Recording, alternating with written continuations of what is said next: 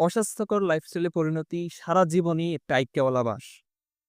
তো ধরেন একজন লোক সারা জীবন উল্টাপাল্টা খাবার খেয়ে ডাক্তারের কাছে গেছে, হার্টের রোগ হইছে তার। তো ডাক্তার তাকে হার্টের ওষুধ বা অ্যান্টি অ্যারিথমিক্স যেটাকে আমরা বলি, ধরো অ্যামিওডারোন ধরায় দিছে। এখন অ্যামিওডারোন ড্রাগটার বৈশিষ্ট্য হচ্ছে এটা আমাদের কোষের যে লাইসোজোম আছে সেটার ভিতরে আটকে যায়। এখন সমস্যাটা হচ্ছে আমাদের কোষের যে আবর্জনাগুলো আছে যেমন ফসফোলিপিড বা অন্যান্য ফ্যাট, তারা যায় হচ্ছে লাইসোজোমে ডিস্ট্রয় হতে।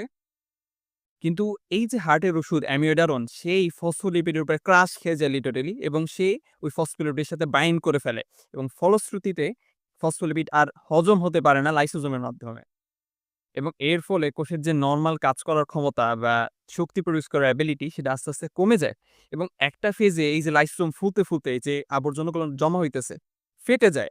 ফলে আমার পুরা কোষটাই মারা যায় দিন শেষে, যেটাকে আমরা নেক্রোসিস হিসেবে জানি এবং এই পুরো প্রক্রিয়াটাকে বলা হয় ডিআইপিএল বা ড্রাগ ইনডিউসড ফসফোলিপিডোসিস। এবং মজার বিষয় হচ্ছে ফ্যাটি লিভার বা ফ্যাভরি ডিজিজ টাইপের যে রোগগুলো আছে, এদের একটা সিম্পটম হচ্ছে এই ডিআইপিএল। তো ডাক্তার যখন রোগীর রক্ত টেস্ট করবে তখন দেখবে যে আরে এ তো ডিআইপিএল হইছে।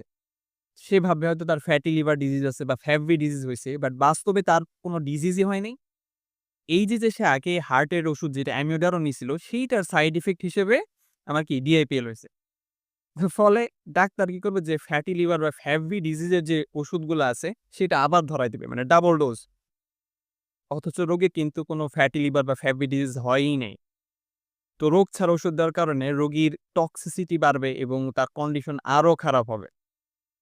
সো হেলথি লাইফস্টাইলের উপরে কোনো ঔষধ নাই।